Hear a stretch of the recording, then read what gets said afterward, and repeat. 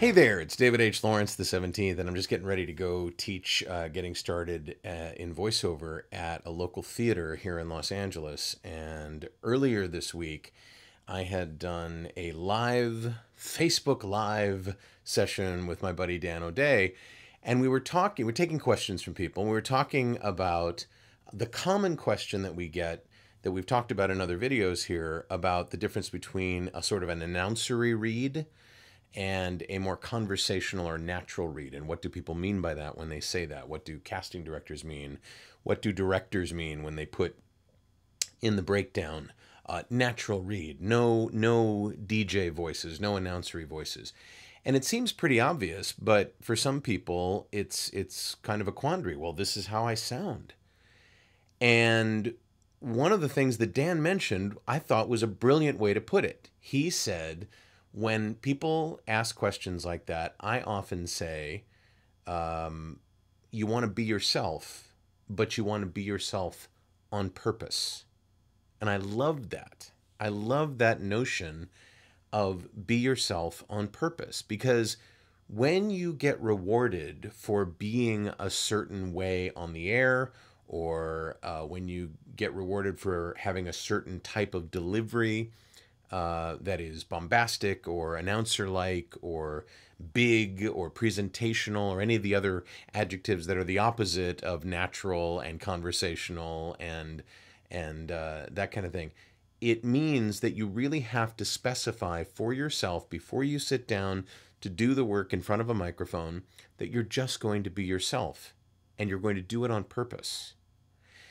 And as we said in the session, in the Facebook Live, it's hard sometimes. It really is hard to grasp the idea and accept the idea and lean in and value the idea that you are enough, that you being yourself on purpose is exactly what they want. Because you think to yourself, no, I had to train to become a radio air personality. I had to acquire this presentational style. That's what makes me money. And that's the big difference between broadcast and voiceover, is that presentation needs to be stripped away sometimes when the copy calls for you just being a normal human being.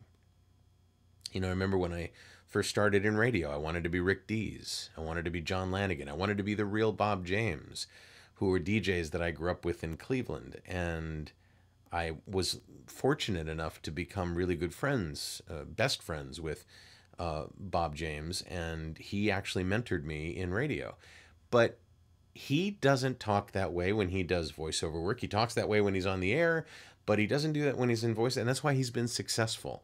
And I think the people that are successful, that are in radio now, that want to translate that success into voiceover, really need to understand that concept that Dan came up with, which is be yourself on purpose. Call attention to it, notice it, and really truly fight against the urge to put on the announcer voice. You know, it's going to be your new moneymaker, and I'm really excited about that for you. If you've got comments on this, I know that a lot of you that watch these videos are in broadcast and want to do voiceover. Certainly, I'd love to have you as one of my students or clients in VO Heroes, but I'd love to know what you think about what I said today. So in the comments below, let me know if this resonates with you. Let me know if this means something to you. And let me know if it's difficult for you to shed that and be yourself on purpose. If you'd like to join my list and get notified when these videos come out, I'd love to have you. There's a little box down there that says, get on the list. Go ahead and do that. Fill that form out, and I'd be happy to let you know when these videos come out. I'm David H. Lawrence the 17th. I thank you so much for watching. Got to go teach now, and I'll talk to you tomorrow.